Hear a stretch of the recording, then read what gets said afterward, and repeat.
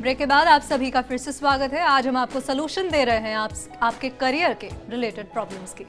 Nirmala ji, break से पहले हम बात कर रहे थे कि पेरेंट्स को भी बहुत ध्यान रखने की ज़रूरत है। मैं आपसे जानना चाहूँगी, कल भी हमने बात की थी पेरेंट्स की काउंसलिंग कितनी ज़रूरी है, लेकिन कई पेरेंट्स जो होते हैं ईगो में आकर के काउंसलिंग लेने नहीं जाते हैं, तो ऐसे में वो किस तरह से अपनी लाइफ और अपने बच्चों की लाइफ को अफेक्ट कर रहे हैं? वैसे तो बहुत ज़्यादा इफेक्ट करे। मुझे तो लगता है बच्चों से ज़्यादा पेरेंट्स की काउंसलिंग होनी चाहिए कि वो अपनी एम्बिशन को अपने बच्चों के ऊपर नहीं ला दें। लेकिन अगर ऐसा काउंसलर के पास वो नहीं भी जाना चाहते हैं तो मुझे लगता है कि अपने आसपास के अपने बराबर के दोस्तों के साथ और बच्चे के साथ इंटरेक्ट करके उस समस्या को हल तो कर ही सकते हैं। जैसे बच्चे का इंटरेस्ट उनके बताए हुए सब्जेक्ट में नहीं है तो वो अपने दोस्तों के साथ डिस्कस कर सकते हैं। हर हाल में माँ बाप देखिए बच्चे की भलाई चाहते हैं, तो सबसे पहले उनको ये ईगो तो छोड़ना ही चाहिए, क्योंकि बच्चा कैसे खुश रहे, बच्चा कैसे आगे ग्रो करेगा, यही उनकी चिंता का विषय है। तो उसके लिए अगर काउंसलिंग लेनी पड़ती है तो हेल्दी ढंग से सोचना चाहिए। उनको सही तरीके से सोच के सही दिशा में खुद भी जाना पड़ेगा, तभी तो बच्चे को सही राह दिखा पाएंगे। और अल्टीमेटली देखिए उनका लक्ष्य क्या है कि मेरा बच्चा मैक्सिमम अच्छे तरीके से पहुँचे और समाज में जाना जाए और उसका अपना जॉब सेटिस्फेक्शन हो, वो अपने ढंग से अपना सर्वाइवल कर सके। तो उसी में तो हेल्प कर रहे हैं। ईगो क्यों आना चाहिए? आना ही नहीं चाहिए। जहाँ पर ईगो आ जाता है फिर उसमें हम कहीं किसी ना किसी की ग्रोथ को जरूर रोक देते हैं। सुख और खुशियों को खंडित करते हैं हम खुद दम भर में। गंगानगर से कॉलर है हमारे साथ निर्मला जी। गजेंद्र जी आपसे, गजानन जी माफ कीजिएगा, सवाल पूछेंगे। पूछिए गजानन जी। मैडम जी नमस्ते जी। नमस्कार गजानन जी। मैडम जी मेरे ना पिछले 2-2.5 साल से एक अच्छा टाइम नहीं चल रहा जी। एक अगर कोई चीज में ना डरपोक सा स्वभाव हो गया जी मेरा। अच्छा, तो हिम्मत के लिए तो आप जो है मेहरबानी करके लाल फलों का दान करिए ताकि आप में कॉन्फिडेंस आए वापस से। अनार है, चेरी है, तरबूज है, ये गरीब बच्चों को संडे को और थर्सडे को दीजिए ताकि कॉन्फिडेंस आए और भाग्य आपका तेज रहे। उसके लिए हरी वस्तुओं का दान दिया करिए बुधवार को।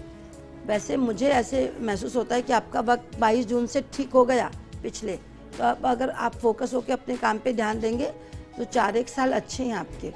खुश हैं, काम में भी कामयाबी है और आसपास भी हैप्पीनेस है। निर्मला जी, हम कोई भी करियर चूज करते हैं बहुत ज़रूरी होता है कि हमें स्टेबिलिटी मिले उस करियर में। अगर हम बार बार हमारा करियर चेंज कर रहे हैं, वो कोई भी नहीं चाहता है। तो ऐसे में क्या कोई तरीका है जिससे कि हम सारे डिस्टर्बेंसेस को या उतार चढ़ाव को उनसे बच सकें? कोई उपाय या फिर ये जिंदगी का हिस्सा है? सबसे पहले तो देखिए जीवन का उतार चढ़ाव तो जीवन का हर हाल में हिस्सा होते हैं, लेकिन आप उस उतार चढ़ाव को किस तरीके से लेते हैं ये आपकी अपनी पर्सनैलिटी का हिस्सा होता है। और कई बारी तो चेंजिंग में आजकल के बच्चों को तो चेंज करने में बेनिफिट्स होते हैं ना, तो वो तो कंपनी पे कंपनी चेंज करते जाते हैं। तो ये अपना स्वभाव है और आजकल के इन्वायरमेंट को ये मैच करता है। अगर जो टेक्निकल कोई करियर रखता है और उसको लगता है कि दूसरी कंपनी बदल के 15% बढ़ के मिलेगा, तो मेरे समय में तो ये होता था कि आप जिसके वफादार रहेंगे, सगे रहेंगे, बस वही अल्टीमेट है ना। तो वो अलग चीज़ है। पर आजकल अगर आप स्टेबिलिटी के लिए तो आप फोकस हों, आउटपुट दें काम पे और ईमानदारी से काम करें, और अगर कहीं कुछ ऊपर नीचे हो गया है तो उस चीज़ को अपने आप कन्विंस करें तो स्टेबिलिटी आएगी। कॉलर ले रहे हैं निर्मला जी। आगे बढ़ने से पहले धौलपुर से सुनीता जी आपसे सवाल पूछना चाहती हैं। पूछिए सुनीता जी। सुनीता जी। हाँ जी पूछिए, सवाल पूछिए। जी मैं ये चाहती हूँ कि मेरी सर्विस कब लगेगी? सर्विस कब लगेगी? डेट ऑफ बर्थ, जन्म तारीख बता दीजिए अपनी। सुनीता जी, सुनीता जी अपनी जन्म तारीख बता दीजिए। हाँ, अपनी जन्म तारीख बता दीजिए, डेट ऑफ बर्थ। अच्छा, मेरा मतलब जन्म हुआ है 1972 में, 72। इतवार के दिन। तो अभी आप नौकरी नहीं करती? करना चाहिए हमारे हिसाब से तो। हाँ जी। अभी आप नौकरी करती हैं? जी नहीं करती अभी तो, मतलब कोई नहीं है काम अभी तो मेरे पास। आपको नौकरी करना चाहिए, आप ट्राई करिए, मिल जाएगी आपको, पर प्राइवेट। गवर्नमेंट जॉब में आप नहीं जा पाएंगे। मेरे हिसाब से करना चाहिए करियर होना। कॉल यहीं तक लिमिट करेंगे निर्मला, जैसे कि आप कह रहे हैं कि हमें फोकस को बहुत ज़रूरी है हमारे करियर के लिए, लेकिन क्या हम करियर को स्टेबल कर सकते हैं या सिर्फ हमारी पॉजिटिविटी ही होती है जिससे हम स्टेबल कर सकते हैं, बाकी कुछ भी स्टेबल नहीं है लाइफ में? यूँ तो देखिए सच में स्टेबिलिटी आपका जीवन में किसी के भी नहीं होती, किसी भी कर्म क्षेत्र में, लेकिन जो आपका सोच है वो अंदर से मनस्थ, कई बारी घटनाएं आप पे हावी हो जाती हैं, जीवन जैसे जैसे गुजरता होता है, तो कोई भी करियर स्टेबल जब आप शुरू कर रहे होते हैं तो स्टेबल थोड़ी होता है, धीरे धीरे ओवर द पीरियड आप उस पर ईमानदारी से काम करते जाते हैं, तब उसमें स्टेबिलिटी आती जाती है और आप में कॉन्फिडेंस आता है, आपका पॉजिटिव होता है। मान लीजिए सडनली किसी का बिजनेस है, कई बार नेचुरल क्लाइमेटी से उदाहरण खत्म हो गया है ना, जैसे केदारनाथ में बाढ़ आई और वहाँ पे कोई दुकानदार था और उसका हो गया, तो उससे क्या वो डिप्रेस थोड़ी हो जाएगा, वापस से शुरू करेगा ना। तो मन में स्टेबिलिटी हो तो सब चीज़ स्टेबल होती है, आपकी सोच पॉजिटिव हो तो सब चीज़ होती हैं, बाकी ऊपर नीचे तो सब होता रहता है। करियर से तो अच्छा है कि आप अपने विचारों को सधा के चलें और अपना ईमानदारी से काम करें, और ऊपर नीचे तो सब जीवन में होता ही है, उसको लेकर के नेगेटिव अप्रोच नहीं होनी चाहिए। बाकी आपने काम किया है ईमानदारी से तो वो स्टेबल ही है, कंपनी बदल रही है पर आपका टाइप ऑफ वर्क, जो आपका कार्य क्षेत्र वो थोड़ी बदल रहा है। तो जो एक्सटर्नल एनवायरनमेंट है वो हमारे कंट्रोल में नहीं, लेकिन हमारे थॉट्स जो हैं हम उन्हें ज़रूर स्टेबल कर सकते हैं। आगे बढ़ने से पहले बीकानेर से हीरा जी आपसे सवाल पूछेंगी, प्रॉब्लम शेयर करेंगी। पूछिए हीरा जी। हाँ जी, मेरा बेटा है, उसने अभी अभी 10th पास की है जी, तो उसको उस करियर में आगे क्या लिया जाए?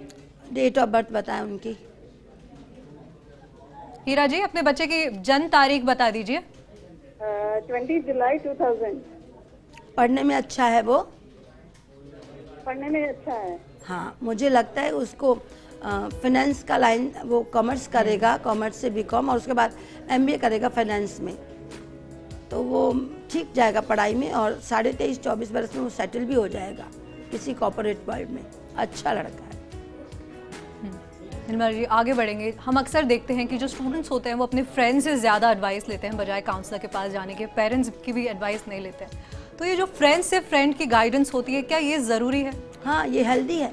नेचुरली उसका पीयर ग्रुप है, उसको उससे समसामयिक गतिविधियाँ पता चलती है, क्या चल रहा है, तो वो तो इंटरेक्शन है। देखिए चर्चा से समझ बढ़ती है, तो फ्रेंड से भी गाइडेंस तो लेना ही चाहिए, और पेरेंट्स उसको पॉलिश कर सकते, फिर कन्विंस कर सकते हैं।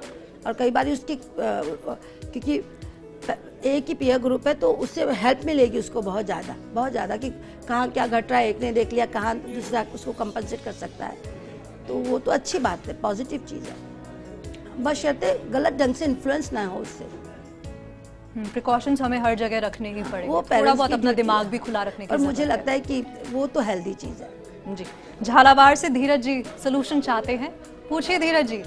हाँ जी मैम, मैं काफी टाइम से गवर्नमेंट जॉब कर रहा हूँ प्रिपरेशन, लेकिन एक बार फिर से अपना सवाल दोहरा दीजिए आप। जी मैम, काफी टाइम से गवर्नमेंट जॉब की तैयारी कर रहा हूँ, लेकिन एंड में जाके रह जाता हूँ। जी, किस चीज़ की तैयारी? गवर्नमेंट जॉब की। गवर्नमेंट जॉब की। और date of birth? 9989। 89। Next year हो जाना चाहिए मुझे लगता है।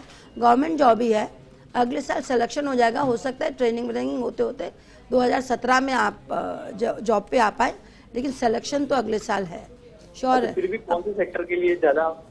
आप कौन से सेक्टर में ट्राई कर रहे हैं? जी मैम, ये फिलहाल तो मैं जूनियर अकाउंटेंट की कर रहा हूँ।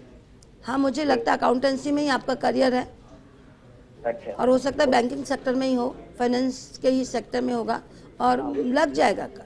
मैंने कंप्यूटर साइंस में बीटेक किया है। कंप्यूटर में तो करियर नहीं फोर्स करती, मैं अकाउंटेंसी में करती हूँ इनफैक्ट।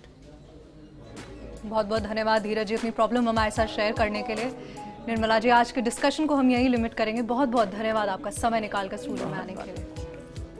जी, मैं यहाँ पर हमारे दर्शकों को याद दिलाना चाहती हूँ, अगर आप हमारे बाकी एपिसोड्स भी देखना चाहते हैं, सोल्यूशन सीरीज के बाकी एपिसोड्स भी देखना चाहते हैं, तो आपको यूट्यूब पर जाकर के सर्च करना है सोल्यूशन फर्स्ट इंडिया। आप इस एपिसोड के साथ साथ बाकी एपिसोड्स भी देख सकते हैं, हमने जहाँ पर करियर, कलर थेरेपी और काफ़ी वेरिड डिस्कशन हमने उठाए हमारे शो में। अगली बार जब हम मिलेंगे तब हम बात करने वाले हैं स्टोन थेरेपी की, यानी कि स्टोन से, पत्थरों से कैसे इलाज होता है। अगली बार भी हमारे साथ ज़रूर बने रहिएगा। आज के लिए इतना ही, इजाज़त, नमस्कार।